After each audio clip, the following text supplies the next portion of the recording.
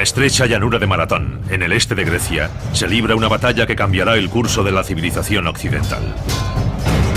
En un bando, el ejército del Imperio Persa, la fuerza de combate más poderosa del mundo. En el otro, el ejército de Atenas, con la mitad de hombres, liderado por el famoso general griego Milcíades. Es una batalla de brillantez táctica frente a enormes obstáculos. Una batalla por el futuro de Grecia y la supremacía del mundo durante la antigüedad. Dos civilizaciones están a punto de chocar. Oriente contra Occidente, en la llanura de Maratón.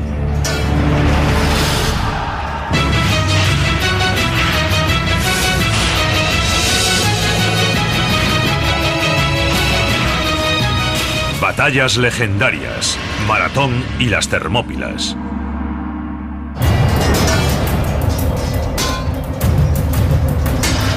La muerte llega rápidamente. Durante 6 días, el ataque brutal de un invasor sin rostro tiñe el suelo de sangre.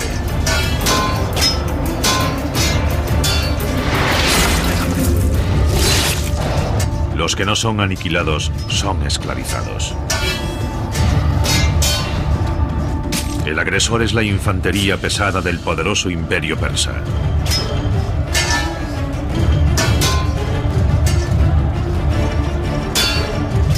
Les llaman los Inmortales. Las víctimas son los habitantes de la isla de Eubea, en la ciudad griega de Eritrea. 600 barcos de guerra persas habían cruzado el mar Egeo, arrasando las islas griegas que encontraban a su paso. Pero Eubea no es su destino final. Se dirigen a Atenas. Su objetivo, destruirla por completo. Recorrieron el Mediterráneo oriental saltando de isla en isla durante su campaña, algo muy parecido a lo que los Estados Unidos hicieron en Japón durante la Segunda Guerra Mundial. Fueron invadiendo islas pequeñas y convirtiéndolas en bases logísticas para lograr una posición desde la que poder atacar a Atenas. Nada detiene a la máquina de guerra persa. Desde Eritrea se dirigen a Atenas. Los persas pueden merendarse cualquier ciudad del tamaño de Atenas. Están tan seguros de su éxito que van cargando sus barcos con mármol para poder construir un monumento de la victoria cuando hayan reducido a Atenas a cenizas. El imperio persa es enorme. Sus fronteras se extienden desde el río Indo, en la India, hasta el río Nilo, en Egipto. Persia era el mayor imperio que la historia había conocido, no solo en términos geográficos, sino también demográficos, millones de personas. Y era una de las culturas más avanzadas en materias como arquitectura, escritura, diseño. Era un imperio multinacional. El imperio persa integraba más nacionalidades y religiones de las que hubiesen existido antes en cualquier otro imperio. Por el contrario, Atenas es solo una más entre las heterogéneas ciudades-estado griegas. La Grecia actual, en aquella época, no era una nación, sino numerosas ciudades-estado. Desde Macedonia en el norte hasta Atenas, Corinto o Esparta. Todos esos estados cuyos nombres van apareciendo en la historia. Cada ciudad-estado era una sociedad independiente, tenía sus propias tierras, su propio ejército.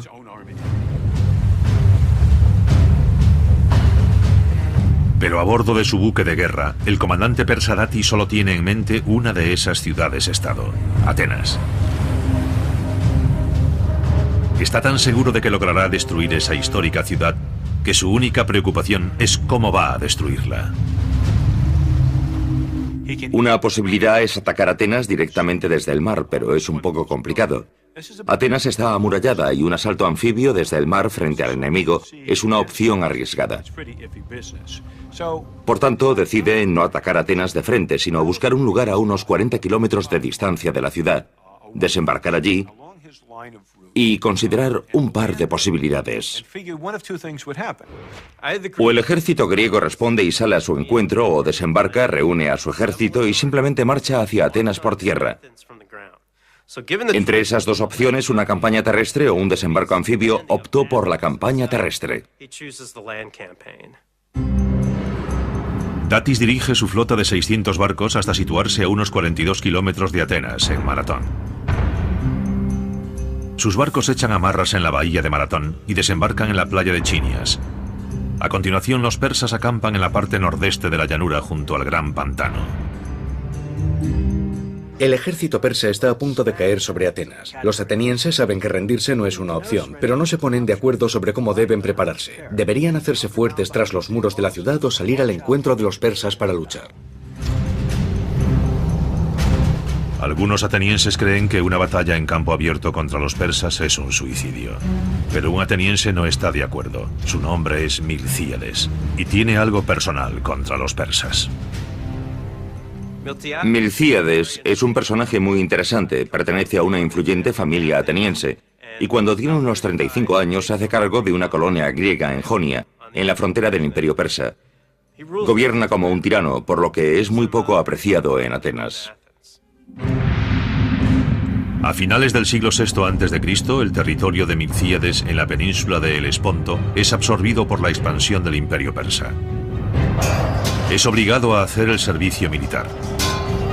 Ahora blande una espada persa y debe luchar junto a sus conquistadores. Los persas pronto se expanden hacia el norte, cruzan el río Danubio e invaden Estitia, situada entre lo que hoy serían Europa del Este y Asia. Milcíades era el encargado de custodiar los puentes sobre el Danubio a los que el ejército persa había llegado para entrar en Estitia y continuar la campaña. Después de 3 largos años en Estitia, Milcíades decidió que ya había tenido suficiente. Milcíades nunca había tenido mucho aprecio por los persas e intentó que otros generales griegos acordasen quemar los puentes después de que Darío y su ejército los cruzasen para que muriesen de hambre o los matasen los escitas. Aquellos generales griegos no aceptaron su propuesta, pero los servicios de inteligencia de los persas se enteraron de la idea de Milcíades y, como podemos imaginar, aquello no les hizo demasiada gracia. Milcíades huye a Atenas, pero allí tampoco es bienvenido. Los atenienses aún recuerdan a Milcíades como un tirano y lo encarcelan a la primera oportunidad. 3 años después de su llegada a Atenas, Milcíades se enfrenta a la pena de muerte por tiranía, pero guarda un as en la manga. Sabe qué planean los persas.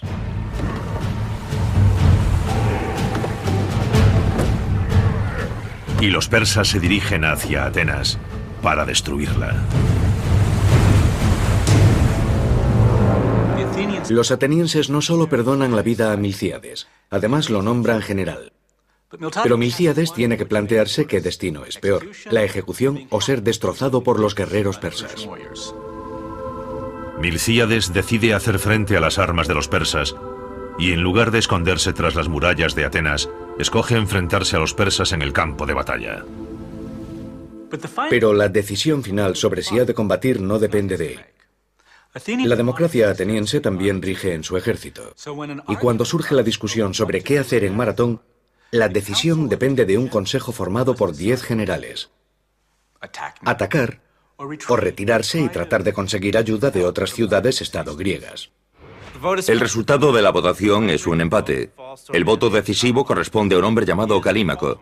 Es el polemarca, un puesto simbólico del ejército ateniense. Milcíades explica apasionadamente a Calímaco: de ti depende que Atenas sea condenada a la esclavitud o se convierta en el mayor de todos los estados griegos. Si no luchamos, la democracia se resquebrajará y nos convertiremos en una presa fácil para los persas. Y convence a Calímaco, que vota a favor del ataque.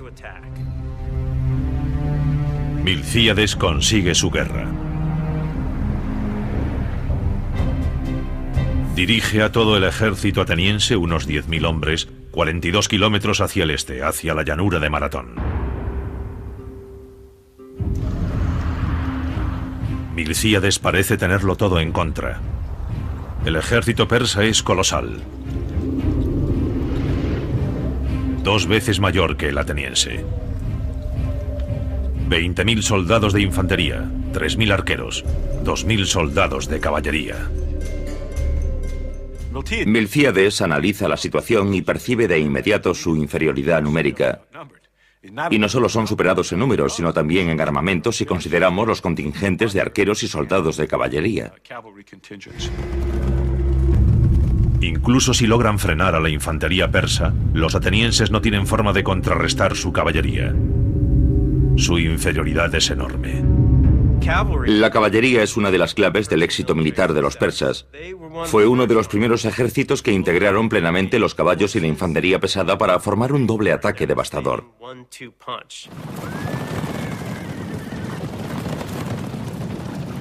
Así lograban dirigir a sus enemigos hacia la brutal potencia de las líneas de infantería. Milcíades es superado en número y armamento. Los atenienses nunca se han enfrentado a un ejército semejante. Pero han aprendido de algunos de los mejores guerreros de la antigüedad. Durante siglos, cada una de estas dos ciudades-estado griegas han derramado la sangre de la otra, pero 50 años antes de que Milcíades se enfrentase a los persas, surgió entre los vecinos griegos un conflicto que en última instancia daría lugar a la batalla de Maratón. En el año 540 a.C., 50 años antes de la batalla de Maratón, dos ciudades-estado griegas, Atenas y Esparta, se enfrentan en campo abierto. La rivalidad entre Atenas y Esparta es como un derbi futbolístico, pero en este caso con lanzas. Buscan constantemente cualquier ventaja que puedan lograr sobre su rival. Pero mientras que la mayoría de sus batallas son meras disputas regionales, en una de ellas se verán involucrados los persas y desembocará en la batalla de Maratón. Atenas es conocida como la cuna de la democracia. Su vecino del oeste, Esparta, es totalmente diferente. Si los marines de los Estados Unidos tuviesen su propio país, sería Esparta. Entrenan constantemente. Armas, tácticas, armaduras, prácticamente es todo lo que hacen. Y la relación entre atenienses y espartanos es muy inestable. A veces se ayudan mutuamente y a veces luchan. En ese momento gobierna Atenas un hombre llamado Hipias. Es muy impopular entre los aristócratas atenienses que planean un golpe de estado y derrocan a Hipias con la ayuda de unos inesperados aliados: los espartanos. El problema de recibir ayuda de los espartanos es que después no se van a casa sin más. Ese era entonces el problema de los atenienses, como deshacerse de los espartanos. Así que se levantaron en armas y expulsaron a los espartanos de Atenas. Era el año 540 a.C., la misma época del inicio de la democracia ateniense. ¿Y cuál es el problema? Que inevitablemente debían esperar el contraataque de los espartanos. Atenas cree que necesita un aliado para defenderse de Esparta y busca la ayuda del imperio persa. Aquí vemos como un pequeño estado griego trata de aliarse con un estado mayor, el imperio persa, para protegerse de la agresión de otro estado, en este caso Esparta. Atenas envía un emisario a la provincia persa de Jonia, en la actual Turquía. En la corte del gobernador persa, el emisario pide la ayuda de Persia contra Esparta. El gobernador persa acepta, pero pone una condición: los atenienses deben hacer una ofrenda sagrada de tierra y agua. Pero los atenienses no entienden qué significa realmente una ofrenda de tierra y agua. Ellos piensan que están firmando un tratado como todos los que han hecho en el pasado con otras ciudades-estado griegas.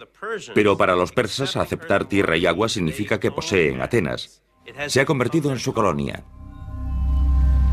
Sin comprender realmente lo que están haciendo, los emisarios se someten al dominio persa. Todos los atenienses pagarán muy caro este error. Los griegos habían inventado la lógica, las matemáticas, la filosofía. Para ellos aquello no era más que un pequeño y estúpido ritual que en realidad no significaba nada. El problema era entonces el mismo que ahora. Cuando dos culturas diferentes llegan a un acuerdo, a veces ese acuerdo significa cosas diferentes para cada una, porque el contexto cultural en que se produce es diferente. Los atenienses se aseguran la protección de Persia, pero Esparta los ataca tan rápido que Atenas no tiene tiempo de avisar a su nuevo aliado. Los atenienses luchan con más furia que nunca para conservar su nueva democracia. Impiden la invasión espartana por su cuenta. Esto es importante porque los atenienses habían pedido ayuda a los persas, pero no la han necesitado. Han derrotado a Esparta ellos solos. Ahora los atenienses creen que su acuerdo con los persas carece de valor y cometen el grave error de decírselo a los persas. Esto enfurece al emperador persa Darío I. Para Persia aquello significa poco más que una revuelta. Y Darío decide someter a Atenas. Los persas envían emisarios a Atenas y exigen el pago de los impuestos habituales.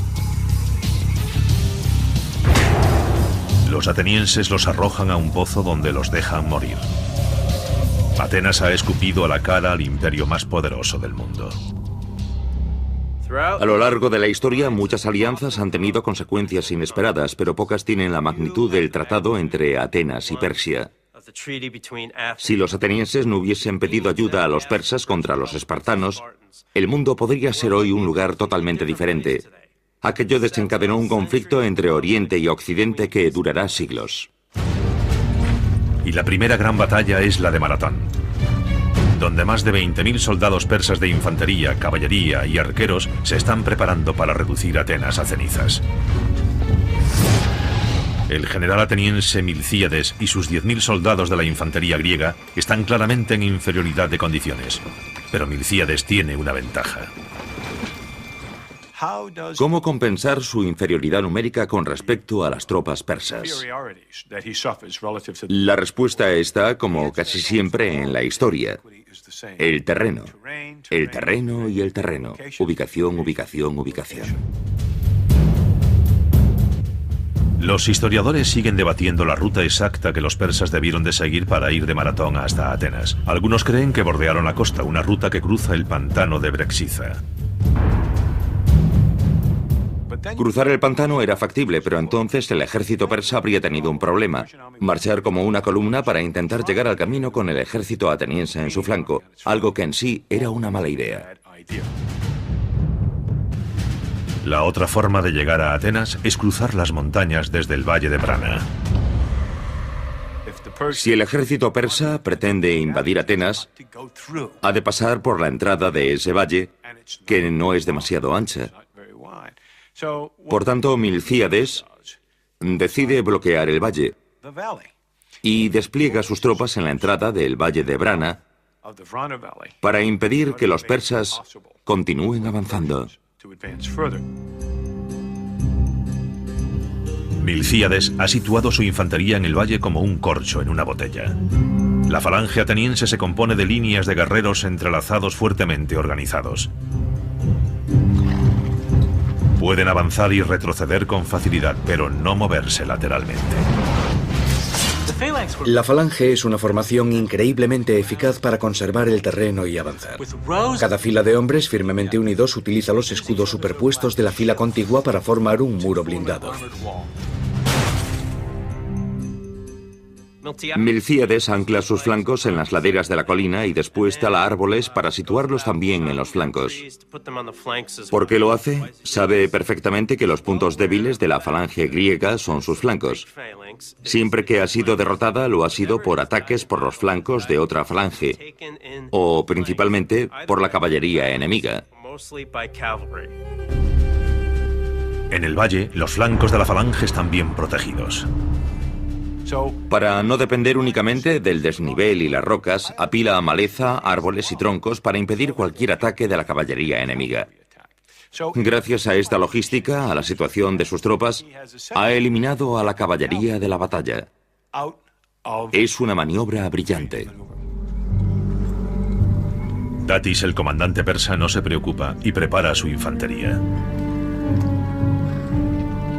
Durante 3 días los persas forman listos para la batalla, pero los griegos optan por no enfrentarse a ellos y permanecer en su zona de protección. Cada día sin luchar es una victoria. Su función es bloquear el camino para proteger Atenas. Por tanto, si los persas deciden quedarse allí durante varias semanas, a Milcíades le parecerá bien. Pero los persas no piensan igual. Los persas, frustrados, por fin se lanzan al ataque. Los atenienses adoptan su posición de combate. Pero los persas no envían de inmediato su infantería. Antes lanzan una sobrecogedora lluvia de flechas.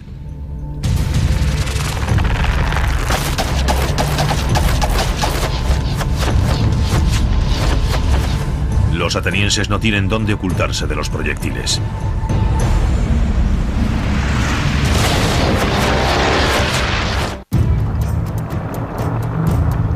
Año 490 a.C.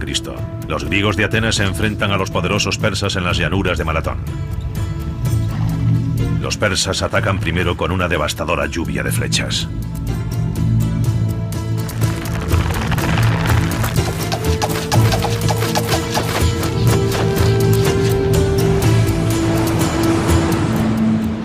Imaginen aquel muro de proyectiles ocultando literalmente el sol y cayendo sobre los atenienses.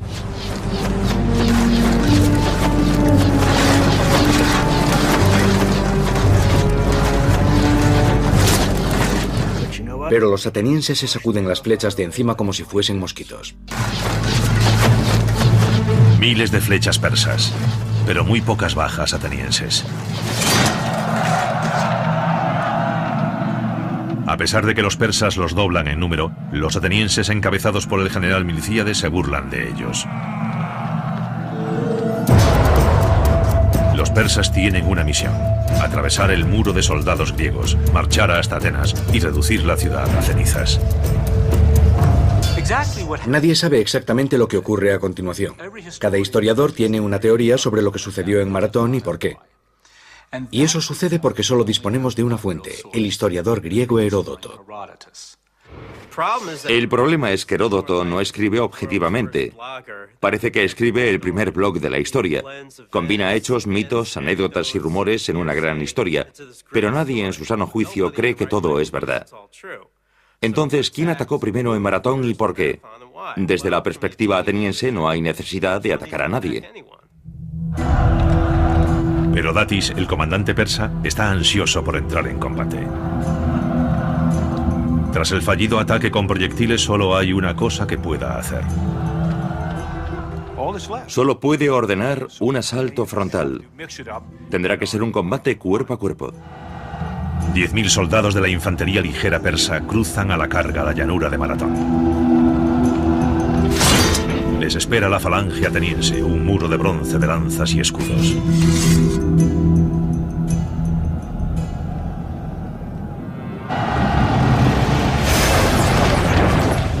Medio millón de kilos de carne y huesos colisionan. El oplón ayuda a los atenienses a crear ese muro. El escudo griego llamado oplón es más que una tapa de cubo de basura mitificada. Es una innovación bélica revolucionaria.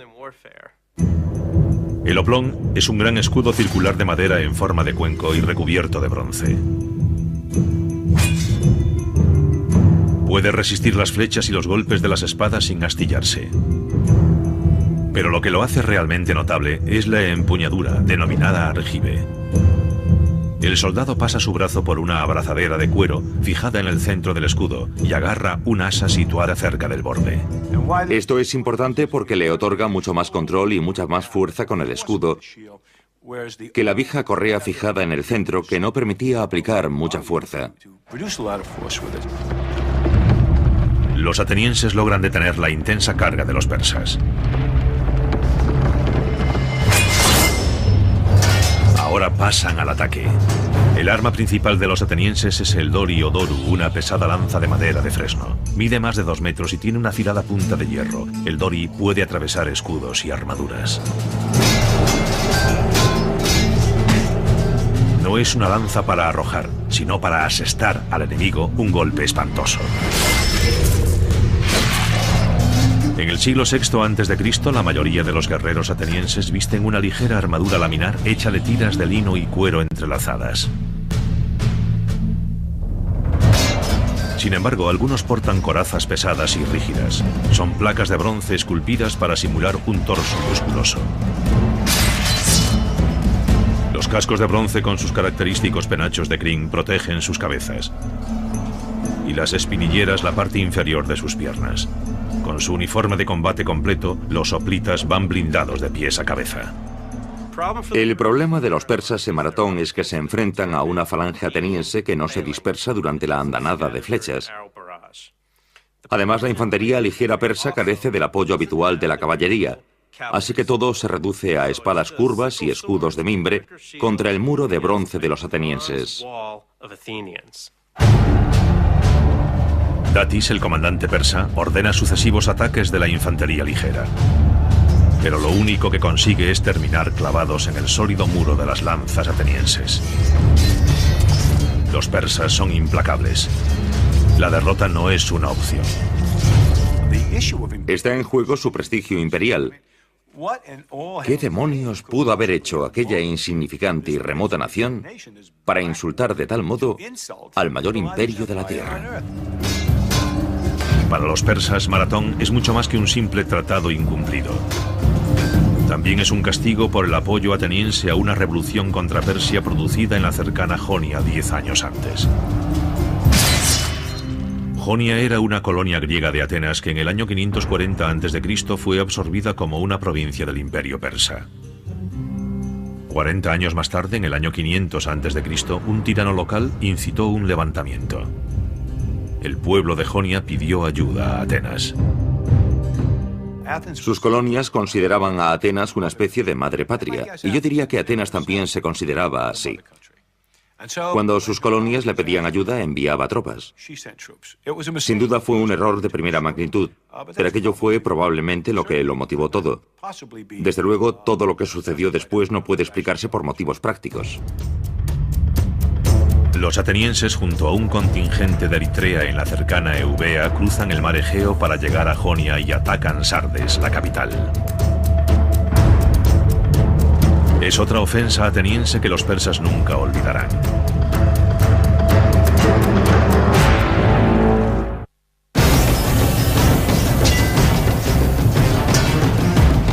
Año 500 a.C. 10 años antes de la batalla de Maratón, ha estallado una revuelta en Jonia. Varios contingentes griegos, incluido el de los atenienses, atacan Sardis, la capital jónica controlada por los persas, y la reducen a cenizas. La situación de Persia se complica, pues al mismo tiempo están combatiendo en la India, Egipto y Estitia. Los rebeldes jónicos asestan un duro golpe, pero su victoria no durará mucho. Los persas aumentaron el número de tropas y comenzaron a sofocar la revuelta jónica. Los atenienses, sabiendo que la discreción es la mejor parte del valor, regresaron a casa. Los eubeos hicieron lo mismo y la revuelta jónica, aunque aún perduró con distinta intensidad durante los siguientes 5 años, terminó por extinguirse y Persia recuperó la costa jónica. Pero el rey persa Darío está furioso y jura vengarse. Darío pide a su dios que le permita vengarse de Atenas. Incluso ordena que un sirviente se acerque a él 3 veces cada noche durante la cena y le susurre al oído: Señor, recuerde a los atenienses. Tiene problemas con Egipto y está en guerra con la India y Escitia, pero siempre tiene en mente vengarse de Atenas. El rey Darío intenta vengarse de los atenienses en el año 490 a.C., en Maratón.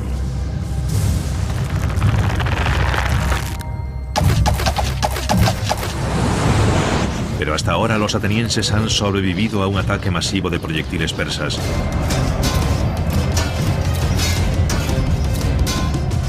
Y ahora se mantienen firmes contra la infantería ligera persa.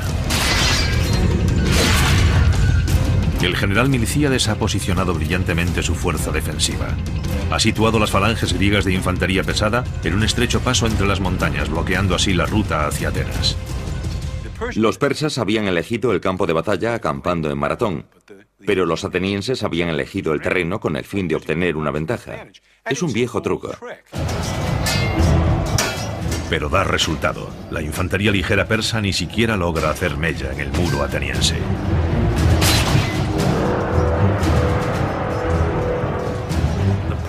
La infantería ligera persa se retira, pero ahora Milcíades debe enfrentarse a las tropas de élite de la infantería pesada persa, los denominados inmortales.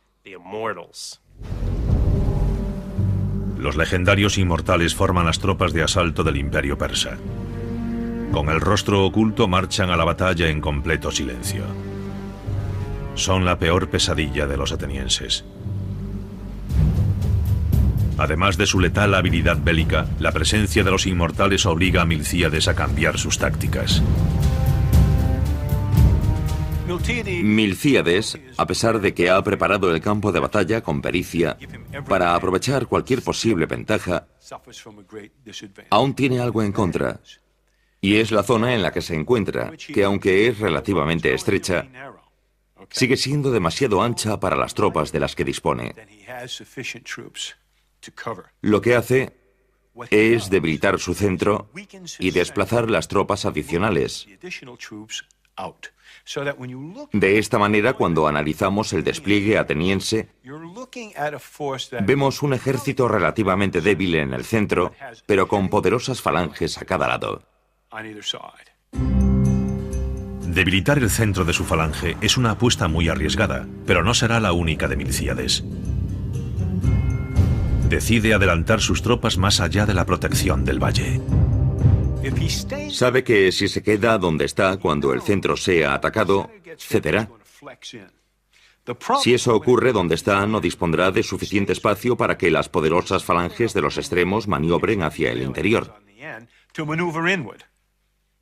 No hay suficiente espacio, su situación en el terreno no se lo permite, así que tiene un problema táctico muy delicado. Milcíades debe hacer avanzar a sus tropas lo suficiente para que las falanges dispongan de espacio para maniobrar. Pero ¿cuánto puede alejarse Milcíades del valle? Si no se aleja lo suficiente, sus flancos no podrán maniobrar. Si se aleja demasiado, los persas podrían superar sus flancos y rodearlos. Está tomando estas decisiones sobre la marcha y no sabrá cuánto puede alejarse hasta que no haya vuelta atrás.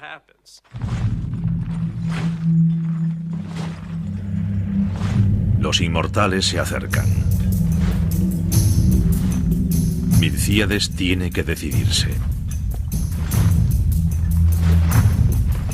Ordena a sus tropas que cambien de posición. Heródoto nos dice que en Maratón los hoplitas griegos corren hacia la batalla por primera vez. ¿Por qué nunca lo habían hecho? Por el agotamiento. Los griegos llevan una armadura pesada y lanzas largas, y si corren consumen una gran cantidad de energía. Además, correr plantea otro problema con las propias falanges. Su fuerza radica en su cohesión. Si se debilita conforme avanzan, inmediatamente se vuelve vulnerable. En mi opinión, Heródoto describe un cambio de posición a la carrera, no un movimiento de combate a la carrera. Al recibir la orden, todos avanzarían unos 200 metros intentando en lo posible no perder la posición.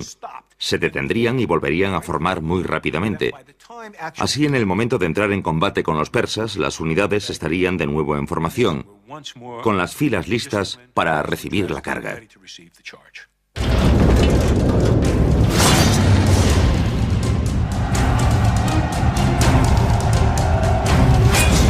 Los historiadores discrepan sobre muchos aspectos de la batalla de Maratón, pero todos coinciden en lo que sucede a continuación, un violento cataclismo.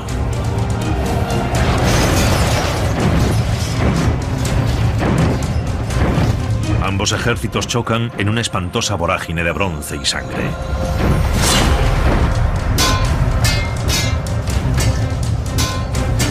La batalla es tan intensa que algunos griegos hablan de visiones enloquecidas de guerreros fantasmales que se abren paso entre las líneas aniquilando hombres al azar.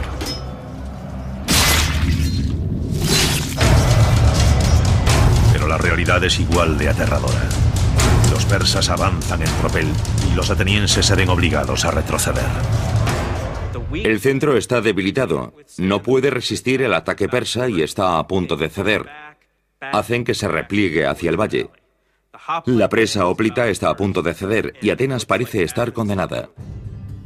El centro de Milcíades está al borde del colapso, pero en los flancos sucede algo bien distinto. La táctica habitual de la infantería persa es situar sus unidades más fuertes en el centro y las más débiles en los flancos.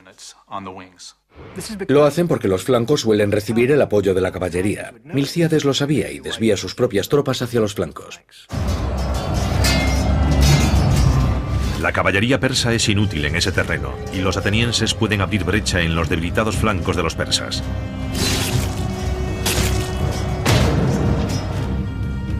El centro de la línea ateniense sigue perdiendo terreno, pero los flancos resisten. Heródoto nos dice que justo antes del colapso del centro, fueron arengados por sus oficiales y contraatacaron.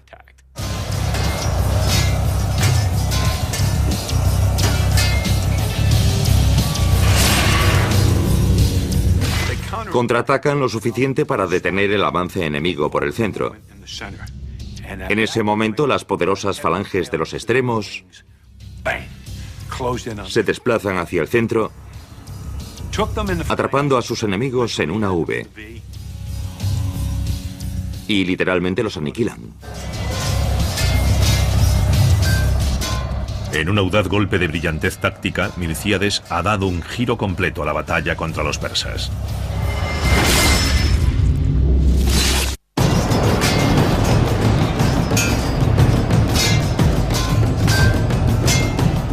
La batalla de Maratón se ha convertido en un baño de sangre persa.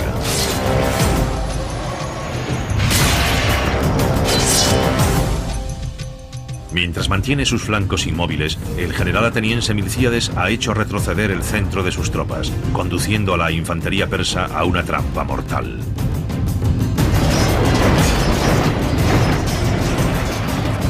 Cercados por tres lados, no pueden maniobrar. Y el pánico cunde entre las tropas persas. Probablemente una de las causas de su pánico fue el propio caos de la batalla. Y algo que sucede a los hombres en combate sin importar lo bien entrenados que estén o lo disciplinados que sean. En ocasiones, el pavor se abre paso en su mente.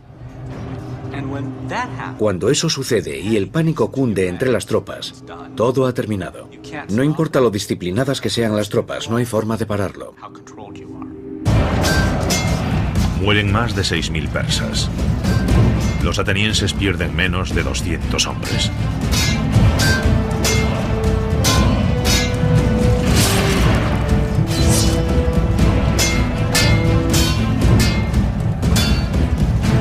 Uno de los caídos es Calímaco, el hombre cuyo voto deshizo el empate y llevó a los atenienses a la batalla.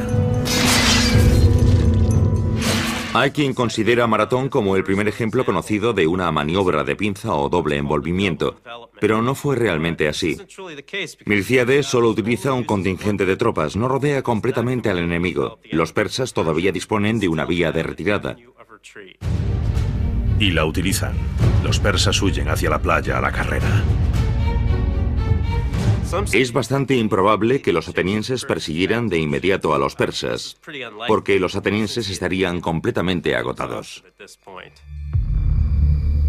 Lo más probable es que Milcíades y sus hombres descansasen hasta poder volver al ataque. Los persas tuvieron que tardar un tiempo considerable en recoger a sus heridos y sus caballos e intentar llevarlos hasta sus barcos. Podrían haber tardado varias horas, entre 8 y 10 horas. En ese tiempo los griegos pudieron descansar, formar de nuevo y empezar a, yo no diría a perseguir. Empezaron a marchar hacia la playa para obligar a los persas a huir. El combate estalla de nuevo cuando los soldados de la retaguardia persa intentan proteger la retirada.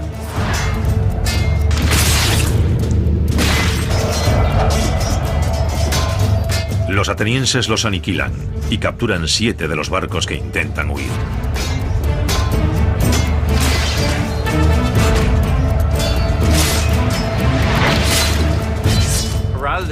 Heródoto cuenta que un soldado agarra un bote con su mano izquierda y los persas se la cortan para huir. Sin inmutarse, agarra el bote con su mano derecha. También se la cortan. Entonces el soldado griego muerde el bote y trata de mantenerlo en la playa con sus dientes. Este es el tipo de hipérbole muy propia de Heródoto. Los atenienses aniquilan a la infantería persa, pero el peligro aún no ha desaparecido. Los persas no ponen rumbo a Asia, se dirigen directamente hacia Atenas. Milcíades envía un mensajero griego desde Maratón hasta Atenas para que informe de la victoria. El ateniense recorre los 41,84 kilómetros que separan Maratón de Atenas, llega a la plaza del pueblo, levanta las manos y dice Nike, que significa victoria, y cae muerto, quizás de un ataque al corazón o un derrame cerebral. Desde entonces llamamos maratón a una carrera de 26 millas o 41,84 kilómetros, la distancia entre Atenas y Maratón. Pero mientras el mensajero recorre ese primer maratón, Milcíades se da cuenta de que la batalla aún no ha terminado. Cuando Milcíades se da cuenta de lo que pretenden los persas, envía otro mensajero a Atenas para alertarlos. A continuación, reúne sus tropas para regresar a la ciudad a marchas forzadas. Es difícil imaginar el cansancio de aquellos soldados de infantería en ese momento, pero si pretenden salvar Atenas, tienen que seguir adelante. Los atenienses marchan durante toda la noche. Es difícil saber cuánto tiempo necesitarían los barcos persas para llegar desde Maratón hasta Atenas. Tendrían que recorrer por mar unos 100 kilómetros. Un barco de la época podía hacerlo en unas 10 horas. Aunque todo dependía de las corrientes, las condiciones meteorológicas, el peso que transportaba el barco. También es posible que algunos de los barcos hubiesen partido con la caballería hacia Atenas un día o dos antes. Por lo tanto, Milcíades no está seguro de si ha ganado la batalla habiendo perdido la guerra. A la mañana siguiente, el comandante persa Datis entra en el puerto de Atenas con sus 600 barcos. En las murallas de la ciudad ve a Milcíades con todo el ejército ateniense. Datis analiza la situación. Comprende las dificultades que entraña un desembarco anfibio. Lo piensa mejor. Se vuelve hacia su timonel y le ordena dar media vuelta y regresar a Persia. Atenas sigue siendo libre. Cuando los barcos persas se alejan, la infantería ateniense puede por fin celebrar su asombrosa victoria en Maratón. Para conmemorar la victoria, los atenienses construyen uno de los edificios más famosos de la historia de la humanidad, el Partenón, un enorme templo en honor de la diosa Atenea. En sus paredes tallan 192 figuras, una por cada ateniense caído en Maratón. Tras la derrota en Maratón, Datis regresa a la corte del rey Darío. Hay quien opina que es ejecutado por su fracaso. Y aunque no hay pruebas de ello, eso es lo último que sabemos de Datis. Lo que sí sabemos es que Darío estaba furioso. Furioso porque, una vez más, aquel diminuto y bárbaro estado ha insultado al gran imperio persa y se ha salido con la suya. Darío jura que si vive lo suficiente se vengará de los atenienses, pero evidentemente no vivirá lo suficiente. La venganza por la derrota de los persas en Maratón recae en el hijo de Darío, Jerjes.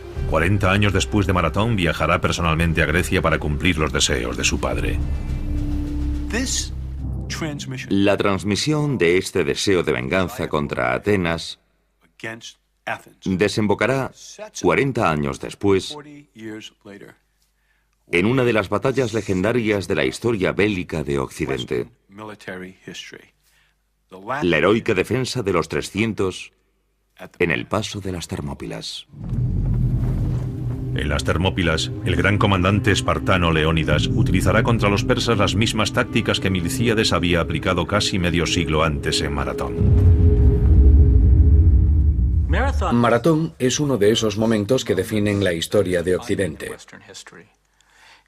De hecho, define lo que es ser occidental y griego, o persa y oriental. No es el final de la historia. De hecho, es solo el comienzo de la misma. La batalla de Maratón dice al mundo de la antigüedad que Persia no es invencible y se convertirá en el grito de batalla de futuras rebeliones por todo el imperio. Grecia y Persia seguirán enfrentándose ocasionalmente durante los siguientes 100 años. Esa lucha hará que Grecia pase del anonimato a ocupar un lugar preponderante en la antigüedad. Y todo comienza con la sangre derramada en la llanura de Maratón.